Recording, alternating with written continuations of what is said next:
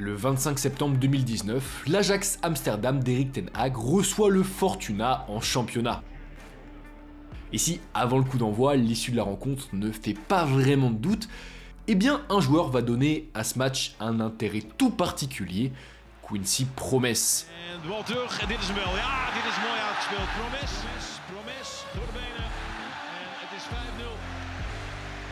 Auteur d'un début de saison en fanfare, l'international néerlandais et ses dribbles chaloupés ambiancent la Johan Cruyff Arena et claquent un triplé.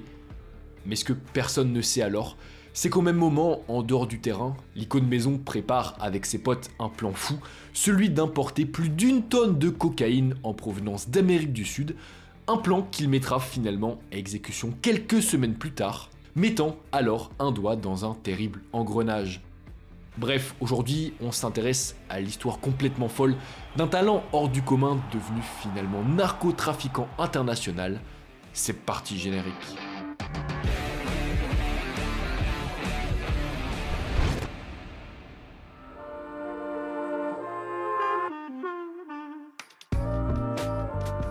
Pour Quincy, l'histoire commence là, à Amsterdam, en janvier 92.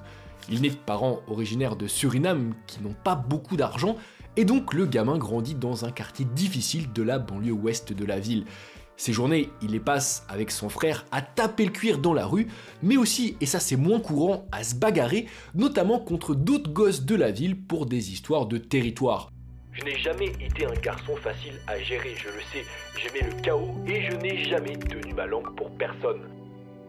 Clairement, Quincy, c'est pas un tendre. Certes, de façade, il a un grand sourire, mais c'est un enfant qui est ultra perturbateur et qui est aussi violent. Comme il l'a dit, il a grandi avec du sang, de la sueur et des larmes.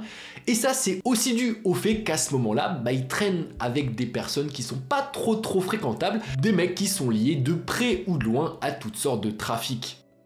Mais heureusement pour Quincy, lui, il est très fort au football, et ça va le sauver de la rue. Enfin, comme on va le voir seulement pour un certain temps. Car prodigieux balle au pied malgré sa petite taille, le gosse au nom de Star est repéré dès ses 11 ans par le mastodonte de l'Ajax Amsterdam, dont il commence dans la foulée à porter le maillot.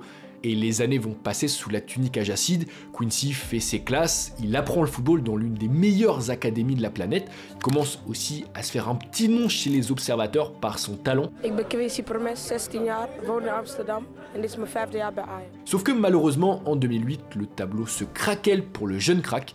Le club lui annonce qu'il est renvoyé du centre de formation pour ses problèmes disciplinaires récurrents. Pour Quincy, à ce moment-là, tout s'effondre. Il est persuadé qu'avec ce renvoi, c'est la fin pour lui de ses rêves de carrière. D'ailleurs, il veut tout simplement jeter l'éponge et arrêter le football. Sauf que finalement, après une discussion très importante avec sa mère, Quincy ressort de cette épreuve encore plus motivé et donc sur le terrain encore plus fort. À tel point qu'après un court passage à Harlem, le soliste s'expatrie à 160 km de Dam en rejoignant le FC Twente. Et désormais loin de son cercle d'amis aussi toxique que l'amiante, à partir de ce moment-là, le feu follet peut enfin pleinement se concentrer sur son art. Là-bas, il progresse à vitesse grand V, prend en maturité, remporte aussi le championnat avec les U19, puis explose enfin aux yeux du pays en 2e division sous les couleurs des Go Ahead Eagles où il est prêté.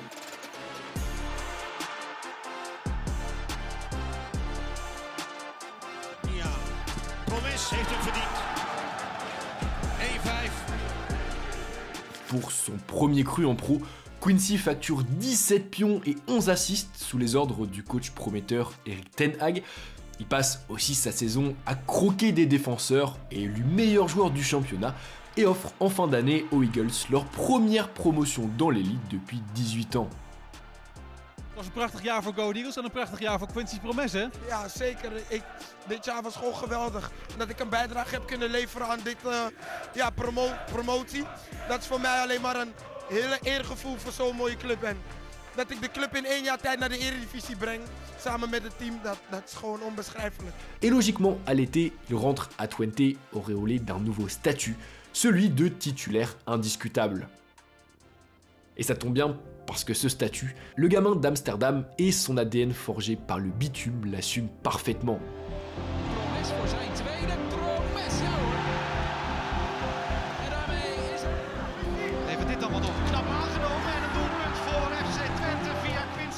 ses 15 premières apparitions sous le maillot de Twente, il est impliqué sur 12 buts, malgré une blessure, il est même nommé meilleur joueur du championnat pour cette première moitié de saison, et tout ça, toutes ces super performances, eh bien ça lui vaut logiquement en mars de découvrir la sélection orange, 1 an et demi seulement après ses débuts en pro, une ascension fulgurante. Finalement, pour son premier exercice en première division hollandaise, Quincy facture 11 buts et 8 passes D. Il apparaît alors comme le nouveau joyau des Pays-Bas, c'est vraiment le tube de l'année là-bas. Et d'ailleurs, à l'été, c'est très logiquement que plusieurs grands clubs du continent s'intéressent à lui et souhaitent le faire venir. Mais pourtant, coup de théâtre, alors que personne ne s'y attendait, le dribbleur fait le choix de s'envoler pour le froid moscovite et signe au Spartak Moscou. Maar wat ik al zei, achter de schermen ging het allemaal zo snel. En uiteindelijk is er een mooi bedrag voor mij betaald. En ik denk dat de club en ik als speler daar alleen maar tevreden mee moeten zijn. Ouais, à 22 ans, le nouveau phénomène du football européen, Quincy Promes, surprend donc tout le monde en ghostant des cadors pour finalement rejoindre un championnat de seconde zone. Mais bon, comme je l'ai dit, si à ce moment-là c'est une surprise pour beaucoup de gens, pour ceux qui connaissaient vraiment Quincy, ce choix, il n'était pas si surprenant que ça. Parce que ceux qui sont proches de lui, ils le savent, l'ancienne terreur de son quartier est clairement matrixé par l'argent. Il est matrixé par le luxe, par les bijoux qu'il expose, que ça soit sur les réseaux sociaux, mais aussi dans ses clips de rap. D'ailleurs, quand il était en prêt chez les Eagles, ses coéquipiers le surnommaient Money Wolf, ce qui veut quand même en dire beaucoup. Et donc évidemment, quand Moscou est venu et lui a offert un pont d'or, eh bien lui, il n'a pas hésité une seule seconde, au risque pourtant de ralentir son explosion. Bon après, si la motivation principale à son arrivée en Russie c'est l'argent, il n'en reste pas moins que Quincy, il signe pas non plus au Spartak pour se la couler douce, ça reste un joueur de football professionnel assoiffé de victoire, et d'ailleurs pour son premier cru sous température négative, eh bien l'Esthète termine meilleur buteur et meilleur joueur des gladiateurs, même s'il ne parvient pas à qualifier les siens pour les compétitions européennes. Mais bon, rassurez-vous, les saisons suivantes, la star du Spartak y remédie en réalisant des performances stratosphériques.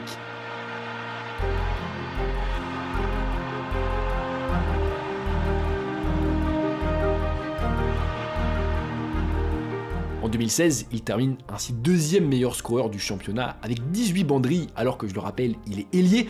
L'année d'après, il fait encore mieux, puisque malgré de nombreuses offres, il reste en Russie, où il est élu meilleur joueur du championnat en juillet, septembre, novembre et décembre, où il offre aussi aux siens leur premier titre depuis 16 ans et termine également meilleur passeur. Une performance qu'il réitère en 2018, une année, tenez-vous bien, au cours de laquelle il termine aussi meilleur buteur du championnat.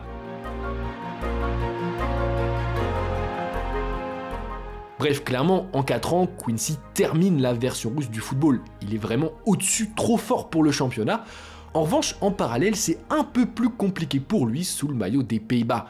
Certes, Quincy est titulaire malgré le fait qu'il évolue en Russie, sauf que collectivement, c'est pas vraiment la folie, c'est même pas du tout la folie, puisque les Bataves échouent à se qualifier pour l'Euro 2016, puis dans la foulée pour la Coupe du Monde 2018.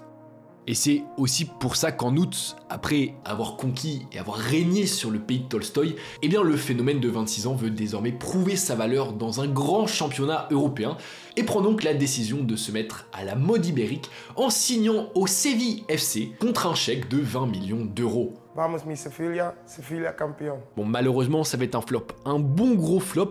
Malgré quelques étincelles, Quincy ne parviendra jamais à s'adapter à sa nouvelle équipe. D'ailleurs, le coach a lui aussi du mal à lui trouver un poste adéquat. Il le trimballe de tous les côtés pendant la saison, il le fait même jouer arrière-gauche à un moment. Bref, ça se passe vraiment pas bien, et du coup, dès l'été, les deux parties, elles sont d'accord sur le fait que ça doit s'arrêter, que cette collaboration, elle marche tout simplement pas. Voilà, parfois, ça arrive que ça ne marche pas. Et donc, cet été-là, Quincy est prié de se trouver une porte de sortie. Et justement, ça tombe bien, car au même moment, il y a un club qui vient de se faire saigner sur le marché des transferts et qui a besoin d'un renfort offensif. Un club en plus de ça dont le coach connaît plutôt bien Quincy, puisque c'est l'Ajax Amsterdam d'Erik ten Hag.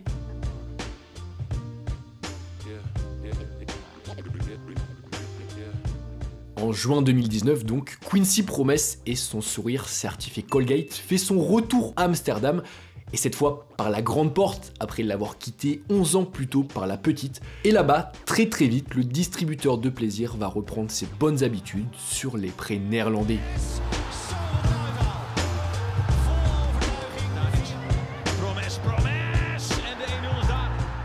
Pour ses 14 premières apparitions, Quincy est impliqué sur 13 pions, sur le terrain tout se passe bien, mais pourtant assez rapidement il y a une première grosse ombre au tableau qui va apparaître lorsque le joueur reçoit la visite des policiers au centre d'entraînement.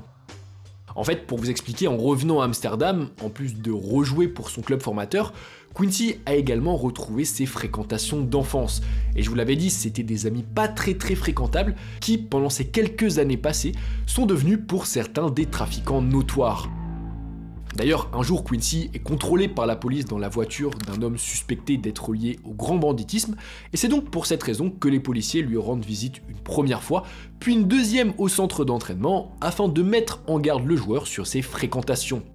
Il faut savoir qu'aux Pays-Bas, c'est des choses qui se font souvent, que la police se rende dans un centre de formation ou dans un centre d'entraînement auprès de joueurs qui viennent de quartiers sensibles, qui ont du mal à se détacher de leur environnement toxique, voilà, pour les prévenir des risques, pour essayer de les sensibiliser à tout ce qui peut arriver. Et Quincy, lui, face à ces avertissements, il se fait passer pour une personne de totalement innocente et naïve. La star néerlandaise dit qu'il a pas beaucoup d'amis et que ça lui faisait plaisir de revoir ses amis d'enfance, de les recôtoyer comme au bon vieux temps, sauf que cette version, elle est totalement fausse. En fait, en réalité, eh bien Quincy a déjà les deux mains dans le trafic de drogue. En fait, depuis quelques mois déjà, le joueur a investi plusieurs centaines de milliers d'euros avec ses potes dans le business illégal, et dans les mois qui suivent, tout s'accélère un peu plus, lorsqu'en parallèle de ses excellentes performances avec l'Ajax, eh bien l'international troque son maillot pour organiser, avec certains collègues, l'importation de plus d'1 tonne de cocaïne sur le territoire belge. C'est donc une opération de très grande ampleur. Ici, on parle plus de petits bandits. Avec ça, Quincy devient vraiment un narcotrafiquant d'échelle internationale. Et le problème, c'est que rapidement, eh bien, les enquêteurs, ils vont le découvrir. En fait, quelques mois avant les faits, les polices françaises, belges et néerlandaises avaient réussi à infiltrer une messagerie ultra cryptée, la messagerie Sky ECC, alors utilisée par de nombreux narcotrafiquants pour discuter de leurs plans. Et justement, devinez quelle messagerie utilisent alors Quincy et ses collègues pour leur coup. Ouais, exactement, ils utilisent Sky ECC. Et très vite, la police néerlandaise va faire le lien entre l'organisateur de l'opération surnommé Fantasma et l'international néerlandais, qui sont en fait la même personne. Et pour s'assurer définitivement de la culpabilité de Quincy Promes, eh bien à partir de juin, les policiers mettent son téléphone sur écoute. Et le problème, c'est que Quincy, vous l'avez vu, c'est un frimeur. Il n'est pas du tout du genre discret, c'est quelqu'un qui est excentrique et surtout qui va être galvanisé par le succès de l'opération, par le risque aussi qu'il a pris. Et donc après ça, il prend aucune précaution. Il n'hésite d'ailleurs pas à dire à un de ses anciens coéquipiers qu'il gagne autant avec le foot qu'avec les affaires. Ouais, il a vraiment dit ça mot pour mot, c'est sorti ensuite dans l'enquête. Il est clairement pas très futé. Et le pire, c'est que c'est pas fini. Car quelques mois plus tard, en juillet 2020 exactement, après une saison écourtée par le Covid, qu'il boucle quand même avec 16 buts et 5 passes D, dont 4 en Ligue des Champions, ce qui est quand même très solide, eh bien l'international batave avoue au téléphone à son père avoir poignardé son cousin.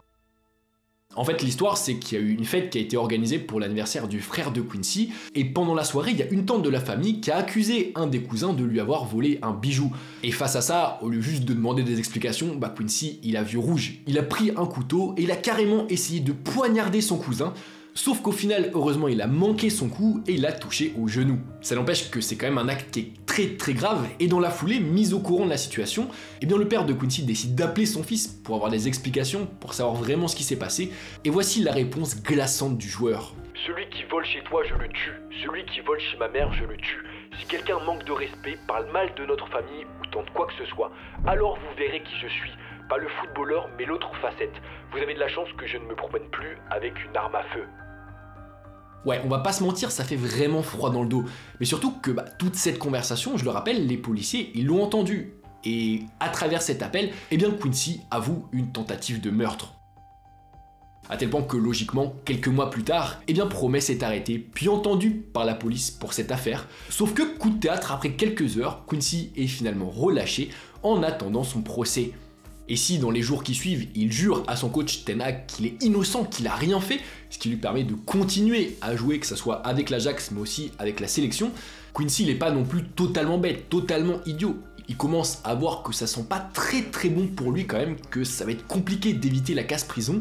Et donc en février, après une première partie de saison un peu compliquée, eh bien il décide de quitter l'Ajax pour retrouver le Spartak et la Russie, un pays, et c'est important, qui n'a pas de traité d'extradition avec les Pays-Bas. For me, it's like coming home and I cannot wait to start.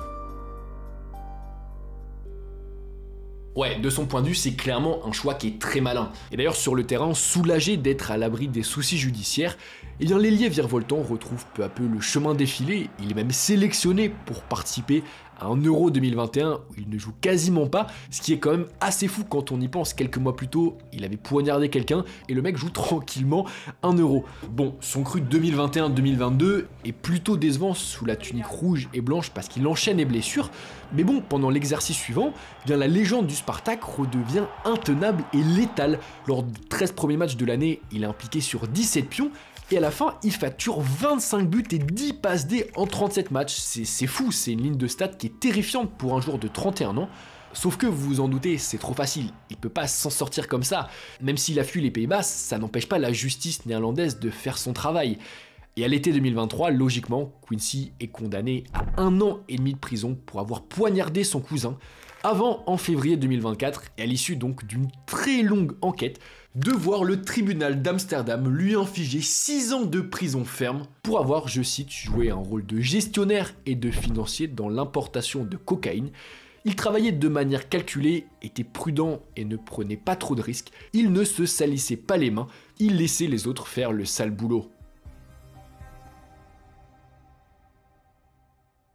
Bon, avec cette double condamnation et ces plusieurs années de prison pour Quincy, on se dit que ça va le calmer, même si la Russie a évité la prison parce qu'il n'est pas aux Pays-Bas. Voilà, ça va un peu le refroidir sur ses activités, sur son côté gangsta, sur le fait de la ramener sur l'argent, etc. Mais en fait, pas du tout, ça va avoir l'effet inverse.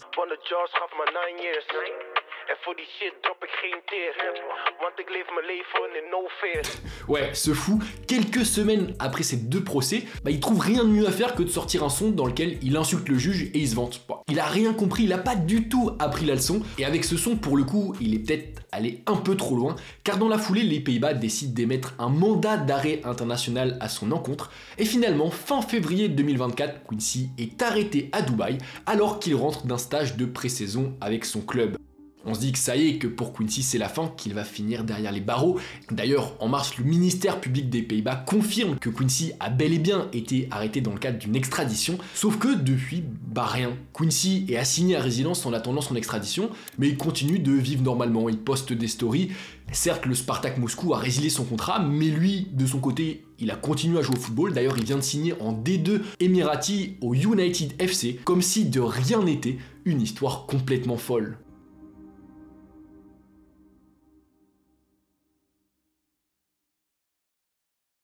Et donc voilà l'équipe, c'est déjà la fin de cette vidéo, de cette trajectoire qui est complètement folle. Franchement, j'ai lu plusieurs articles, j'ai fait pas mal de recherches sur le sujet, et plus j'en lisais, plus j'étais surpris, choqué de ce qui se passait. Le gars avait un talent de fou, il était vraiment trop fort, il avait tout pour réussir, et au final, il a ruiné sa carrière par ses mauvaises fréquentations, par aussi sa bêtise, parce qu'il y a eu un appât du gain, il y a aussi eu l'envie de faire un peu ce côté gangster qui lui a finalement coûté cher. Et à mon avis, l'histoire elle n'est pas terminée. Je pense qu'il va falloir quand même suivre dans les prochains mois ce qui se passe, parce qu'une demande d'extradition internationale, c'est quand même pas rien. Et je pense qu'un jour ou l'autre, malheureusement pour lui, il va finir derrière les barreaux. Bref, en tout cas, merci à vous du soutien. J'espère que vous avez apprécié cette vidéo. On se retrouve très prochainement pour une autre. C'était Val. Peace.